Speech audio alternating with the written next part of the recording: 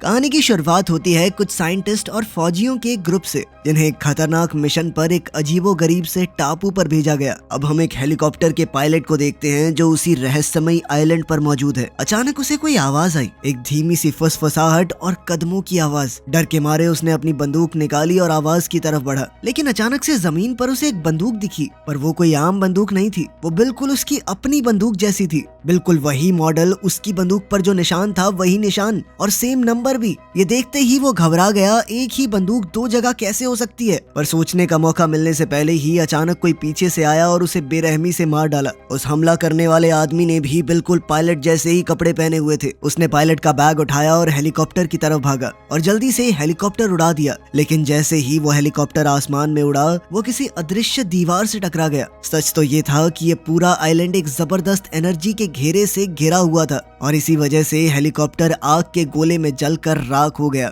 यहाँ से कोई भी बाहर नहीं जा सकता। कहानी वक्त में थोड़ा पीछे गई और अब हम सैन फ्रांसिस्को शहर में एडिसन नाम की एक एक्स मिलिट्री औरत को देखते हैं। वो यहाँ एक आदमी से मिलने आई थी जिसका नाम है चेज। एडिसन उसे एक बहुत खतरनाक मिशन के लिए भर्ती करना चाहती थी। एडिसन ने चेज से कहा कि हम तुम्हारे बारे में सब कुछ जानते हैं। तुम पहले आर्मी में थे, लेकिन एक मिशन में नाकामी के बाद बाहर निकाल दिया गया। तुम्हारा नाम तक सरकारी कागजों से मिटा दिया गया है, जैसे वो कभी इस दुनिया में था ही नहीं। और यही वजह थी कि एडिसन उसे अपने साथ जोड़ना चाहती है। उसकी कंपनी ऐसे ही लोगों को ढूंढ रही थी जो कागजों में जिंदा ही ना हो। खैर, चीज ने पूछा कि मिशन क्या है, तो एडिसन ने बताया कि एक रहस्यमयी टापू पर जाना है। तुम्हारा सिर्फ एक काम होगा, कंपनी के मालिक की बेटी स्टेसी को वापस लाना। इसके बदले में करोड़ों रुपए मिलेंगे, इतने की पूरी जिंदगी आराम से बैठ के खा सकते हो। ये सुनते ही चेज हैरान हो गया। अगर उसे बस एक टापू पे जाके किसी को लेकर आना, इतने पैसे क्यों? पर उसने ज्यादा सवाल नहीं किए। उसे पैसों की बहुत जरूरत थी तो उसने हाँ कह दिया। इसके बाद एडिसन ने अपना दूसरा साथी ढूंढा जिसका नाम था रस्क। रस्क एक तेज दिमाग जासूस और मार्शल आर्ट्स का माहिर था, लेकिन उसकी कहानी बहुत दर्दनाक थी। एक हादसे में उसका पूरा परिवार मर चुका था और उस दिन के बाद से वो सिर्फ सबसे खतरनाक मिशन ही लेता था। जब एडिसन ने उसे भी पैसों और मिशन के बारे में बताया तो रस्क ने भी साथ देने के लिए हाँ कर दी। फिर अगले दिन पूरी टीम एक प्राइवेट एयरबेस पर इकट्ठा हुई। अब एडिसन के पास 6 लोगों की टीम थी, जिसमें चेज और रस्क भी शामिल थे। एडिसन ने सबको मिशन समझाना शुरू किया। उसने कहा कि उस टापू पर 2 रिसर्च सेंटर हैं, एक नॉर्थ में और एक साउथ में। हम हेलीकॉप्टर से टापू के बीच में लैंड करेंगे, फिर 2 टीम्स में बांट दिए जाएंगे और दोनों जगहों पर तलाश करेंगे। साउथ टीम थी एडिसन, चेज और डेक्स की, जबकि नॉर्थ टीम थी रस्क और कोल्ट, जो भारी हथियारों को चलाना अच्छे से जानते थे। और फिर टैग, जो कि मशीन्स और ड्रोन्स का जीनियस था। उन्हें नहीं पता था कि स्टेसी किस सेंटर में रखी गई है, इसीलिए दोनों टीम्स अपनी अपनी जगह पर ढूंढने वाले थे। जैसे ही स्टेसी मिल जाएगी, सब वापस टापू के बीच वाले पॉइंट पर हेलीकॉप्टर के पास मिलेंगे। फिर हम देखते हैं कि मिशन शुरू होने से पहले टैग अकेला बैठकर अपनी बेटी की तस्वीर देख रहा था। उसकी पत्नी मर चुकी थी और उसकी बेटी ही उसकी पूरी दुनिया बन चुकी थी, लेकिन अब वो बेटी एक भयानक बीमारी से लड़ रही थी। उसका इलाज बहुत महंगा था और टैग के पास इतना पैसा नहीं था। यही वजह थी कि उसने ये मिशन कबूल किया। वो ये सब कुछ अपनी बेटी के लिए ही कर रहा था। कुछ देर बाद जब पूरी टीम के लोग एक साथ बैठे थे तो बातचीत के दौरान एक बहुत ही अजीब बात सामने आई। उन सब का ही कोई अपना नहीं बचा था, ना माँ बाप, ना जीवन साथी और ना कोई और जो उनका इंतजार करे। ये सोचकर सबके मन में एक सवाल उठने लगा कि क्या ये सिर्फ एक इत्तेफाक था या कंपनी ने जानबूझकर उन्हीं लोगों को चुना है जिनके पास खोने के लिए कुछ भी ना हो। कुछ ही देर में सब लोग हेलीकॉप्टर में बैठकर उस रहस्यमयी टापू की तरफ उड़ गए। 15 घंटों की लंबी उड़ान के बाद वो लोग वहाँ पहुँच चुके थे। जैसे ही हेलीकॉप्टर ने जमीन को छुआ, प्लान के मुताबिक टीम 2 हिस्सों में बट गई। एडिसन, चेज और डेक्स साउथ की तरफ बढ़ने लगे, लेकिन थोड़ी दूर जाते ही उनके कदम रुक गए, क्योंकि उनके सामने जो था वो दिल दहला देने वाला था। जमीन पर कई लाशें बिखरी पड़ी थी। लोगों को इस तरह मारा गया था जैसे किसी जंगली दरिंदे ने उन्हें चीर फाड़ दिया हो। तीनों ने अपने हथियार तैयार कर लिया और संभल कर आगे बढ़ने लगे। एडिसन ने तुरंत रेडियो निकालकर दूसरी टीम को चेतावनी देनी चाहिए, लेकिन कोई जवाब नहीं आया। रेडियो बिल्कुल बंद था। डेक्स ने तुरंत अपनी डायरी निकाली और लिखना शुरू कर दिया। जब भी कोई जगह उसे गलत महसूस होती, वो सबका नोट बना लेता और ये टापू तो हर पल और ज्यादा खतरनाक लग रहा था। उधर रस्क, टैग और कोल्ट नॉर्थ की तरफ जंगल में बढ़ रहे थे। तभी रस्क की नजर एक रस्सी पर पड़ी जो एक पेड़ से बंधी हुई थी। वो बहुत पुरानी लग रही थी, लेकिन उसकी गांठ को देखकर उसे बड़ा अजीब सा लगा। रस्क ने कहा कि मुझे ऐसा लग रहा है कि मैंने ये पहले बांधी थी, लेकिन उसने खुद को ही संभाला कि ऐसा कैसे हो सकता है, और आगे बढ़ गया। थोड़ी ही देर में उनका रेडियो भी बंद हो गया। अब दोनों टीम्स का एक दूसरे से कोई संपर्क नहीं हो पा रहा था। वहीं साउथ में एडिसन की टीम को और भी लाशें मिलती जा रही थी। कोई नहीं जानता था कि उनकी मौत कैसे हुई। फिर थोड़ा आगे चलकर उन्हें खाली कैंप मिला। एडिसन ने वहां अपना पोर्टेबल सिग्नल बूस्टर लगाया और दोबारा से कोशिश की, लेकिन फिर भी कोई कनेक्शन नहीं बना। लेकिन उसी पर डेक्स को कुछ और भी हैरान कर देने वाला मिला। उसने एक लाश की घड़ी उतारी और जैसे ही उसने उसे देखा उसका रंग उड़ गया। वो घड़ी एकदम वैसी थी जो उसने पहनी हुई थी, वही ब्रांड, वही डिजाइन, वही खरोंचे। लेकिन ये कैसे हो सकता है? चेज ने कहा कि हो सकता है सिर्फ इत्तेफाक हो, ज्यादा मत सोच भाई। लाश का चेहरा बिल्कुल बिगड़ चुका था, जिससे पहचान पाना नामुमकिन सा था। शायद किसी जानवर ने हमला किया होगा। जब दोनों टीम्स अपनी अपनी तरफ टापू को तलाश कर रही थी, तब उन्होंने पायलट को हेलीकॉप्टर के पास ही रुकने को कहा था। लेकिन तभी जंगल में उसके कानों में अजीब सी आवाजें पड़ने लगी और अब हम वहीं पहुंच गए जहां से कहानी की शुरुआत हुई थी। जो शख्स पायलट पर हमला करने आया था वो कोई आम आदमी नहीं था, बल्कि वो एक बदला हुआ म्यूटेटेड इंसान था, जिसे इस आइलैंड की किसी अजनबी शक्ति ने दरिंदे में बदल दिया था। पायलट को मारने के बाद वो बदला हुआ आदमी हेलीकॉप्टर में बैठकर भागने की कोशिश करने लगा, लेकिन जैसे ही हेलीकॉप्टर हवा में उड़ा और ऊपर जाने लगा, वो किसी अदृश्य दीवार से टकरा गया और जोरदार धमाके के साथ फट गया। इस घटना से ये साबित हो गया कि इस टापू से कोई नहीं भाग सकता। उधर कैंप के पास टैग और डेक्स को अचानक कोई आवाज आई। जब वो देखने गए तो उनकी आंखें खुली की खुली रह गई। उनके सामने एक आदमी जिंदा खड़ा था। उसने अपना नाम डॉक्टर यंग बताया। उसने बताया कि वो इसी सुबह अपनी रिसर्च टीम के साथ यहाँ आया था, लेकिन जब वो टापू पर पहुंचे तब सब कुछ पहले ही तबाह हो चुका था। उसकी टीम के लोगों को किसी अनजान चीज ने एक एक करके मार दिया। ये सुनकर एडिसन और बाकी लोग हैरान रह गए। एडिसन ने कहा कि हमसे पहले तो यहाँ कोई और टीम नहीं आनी थी, लेकिन डॉक्टर यंग अपनी बात पर अड़ा रहा। तब उन लोगों ने उससे स्टेसी के बारे में पूछा, वही लड़की जिसे बचाने के लिए वो यहाँ पर आए थे। स्टेसी का नाम सुनते ही डॉक्टर यंग का चेहरा बदल गया और उसने उन्हें धीरे से अपने साथ चलने को कहा। वो उन्हें जंगल के बीच एक अकेली बिल्डिंग तक ले गया। वहाँ जमीन पर एक लाश पड़ी हुई थी। उसका चेहरा बुरी तरह से खराब हो चुका था। यही लड़की स्टेसी है, यानी वो पहले ही मर चुकी थी। इस मंजर को देखकर सब लोग सन्न रह गए। जिसे बचाने वो यहाँ पर आए थे वो तो कब की मर चुकी थी। एडिसन ने धीरे से बाकी सबको देखा और कहा कि अब क्या हमें पैसे मिलेंगे, मगर किसी के पास कोई जवाब नहीं था। थोड़ा सोचकर उन्होंने फैसला किया कि वो स्टेसी की लाश को अपने साथ लेकर जाएंगे, ताकि कोई तो सबूत रहे। रात हो चुकी थी और हेलीकॉप्टर का रास्ता काफी दूर था, इसीलिए उन्होंने वहीं कैंप में रात गुजार कर सुबह निकलने का फैसला किया। अभी भी वो दूसरी टीम से कोई कांटेक्ट नहीं कर पा रहे थे, ताकि उन्हें बता दें कि मिशन पूरा हो चुका है। इधर डॉक्टर यंग को थोड़ा सुकून महसूस हो रहा था। उसने कहा कि कम से कम मैं अकेला नहीं हूँ, तुम लोगों के साथ यहाँ से निकल जाऊंगा। लेकिन तभी एक और अजीबोगरीब चीज हुई।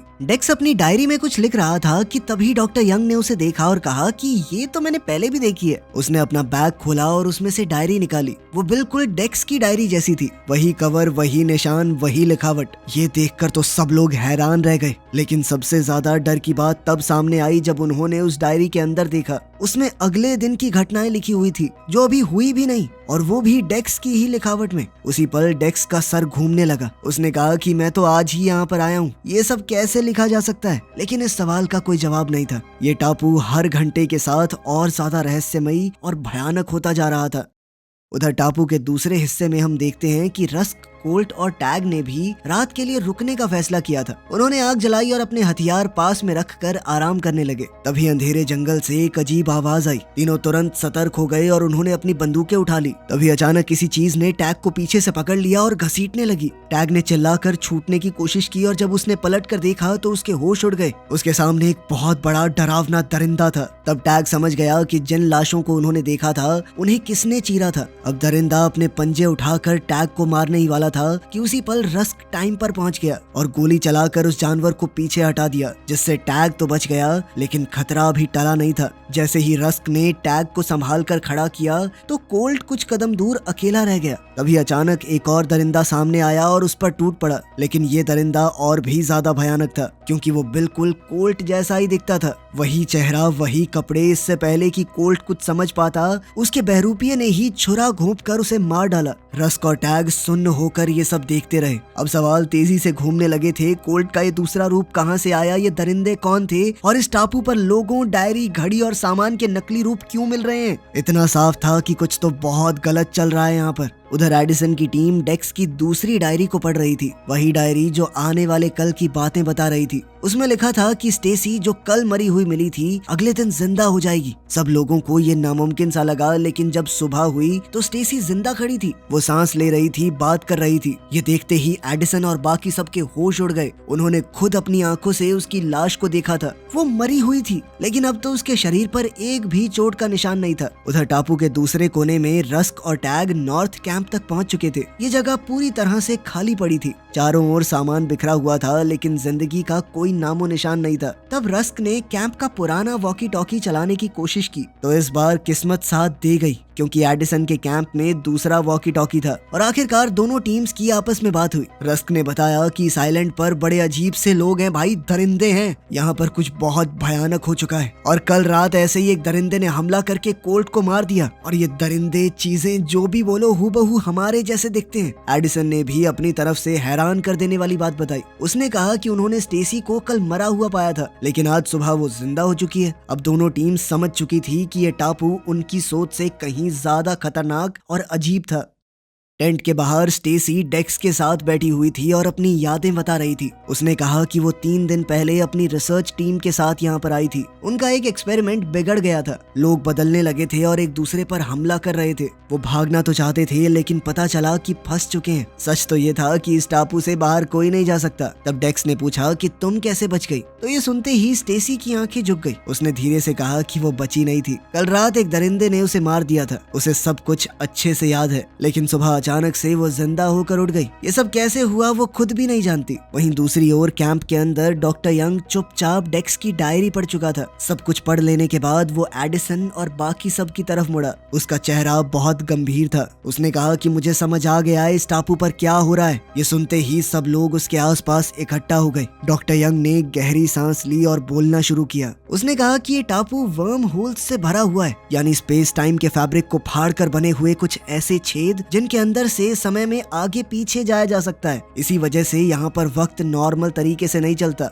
यहाँ समय सीधा 72 घंटे यानी कि 3 दिन तक चला था। उसके बाद सब कुछ बार बार दोबारा से शुरू हो जाता है। हम एक तरह के टाइम लूप में फंसे हुए हैं। ये सुनकर सब लोग चौंक गए। डॉक्टर यंग ने आगे बताया कि हर बार जब ये चक्कर दोबारा शुरू होता है तो पिछले चक्कर की कुछ चीजें अगले चक्कर में आ जाती हैं। इसीलिए उन्हें एक्स्ट्रा घड़ी, भविष्य की ये डायरी और वो रस्सी मिली जो रस्क को लगता था कि उसने बांधी है। ये सारी चीजें उनके ही पुराने रूप छोड़ कर गए थे। अब सबको समझ आ चुका था कि वो यहाँ पहले भी आ चुके हैं, और वो भी सिर्फ एक बार नहीं। हर 3 दिन में एडिसन और उसकी टीम दोबारा से इस टापू पर पहुँचती है, ये सोच कर कि यहाँ पर वो पहली बार आए हैं। लेकिन असल में ऐसा था नहीं, वो सब समय के चक्कर में फंस चुके थे। इस पर चेज ने घबराई हुई आवाज में पूछा, फिर उनके बाकी रूप कहाँ गए? डॉक्टर यंग ने नजर झुका ली और कहा कि उनमें से ज्यादातर मर चुके हैं। मैंने उनकी लाशें देखी हैं जो पूरे टापू पर बिखरी हुई हैं। उनके चेहरे बिगाड़ दिए गए थे ताकि कोई उन्हें पहचान न सके, लेकिन वो तुम लोग ही थे। ये सच सुनकर सब लोग चुप हो गए।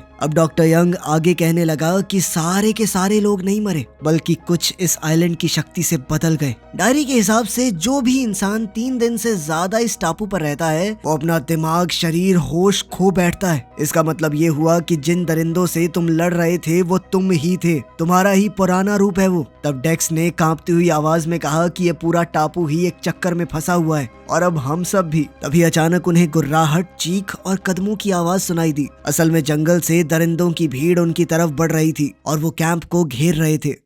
उधर रस्क और टैग रेडियो पर डॉक्टर यंग की बात सुन ही रहे थे कि उन पर भी दरिंदों ने हमला कर दिया। डेक्स की भविष्य वाली डायरी सच हो रही थी। अपने ही टेढ़े मेढ़े से रूप से लड़ना काफी अजीब सा था, लेकिन उनके पास कोई और रास्ता तो था नहीं, इसीलिए उन्होंने मुकाबला किया। इधर एडिसन की टीम पर भी दरिंदों ने हमला कर दिया था। वहीं चेज एक पल के लिए जम गया क्योंकि वो अपनी तरह दिखने वाले इंसान पर गोली नहीं चला पाया। तब एडिसन ने उसे याद दिलाया कि वो तुम नहीं हो, हमें जीना है। आखिरकार उन्होंने सर पर निशाना लगाकर उन वहशी दरिंदों को गिरा दिया। रस्क और टैग भी अभी तक तो बचे हुए थे, लेकिन उनकी ज्यादातर गोलियां खत्म हो चुकी थी और उन्हें पता था कि ये तो सिर्फ शुरुआत है। उधर कैंप में हालात और ज्यादा खराब हो गए। स्टेसी, जिसे वो लोग बचा हुआ समझ रहे थे, अचानक अपना रूप बदलने लगी। उस पर भी एक्सपेरिमेंट का असर हो चुका था। अचानक उसने डेक्स पर हमला कर दिया। चेज ने उस पर गोली भी चलाई, लेकिन देर हो चुकी थी। इस हमले में डेक्स मारा गया। दिन के आखिर तक वो सिर्फ जिंदा रहने के लिए घंटों तक लड़ते रहे। आखिरकार रस्क ने टापू के बाहर मौजूद कंपनी के बेस से संपर्क किया। उसने बताया कि हेलीकॉप्टर तबाह हो चुका है और साथ ही झूठ बोल दिया कि स्टेसी अभी जिंदा है ताकि कंपनी रेस्क्यू टीम भेज दे। लेकिन उसे ये नहीं पता था कि कंपनी पहले से सब कुछ जानती है।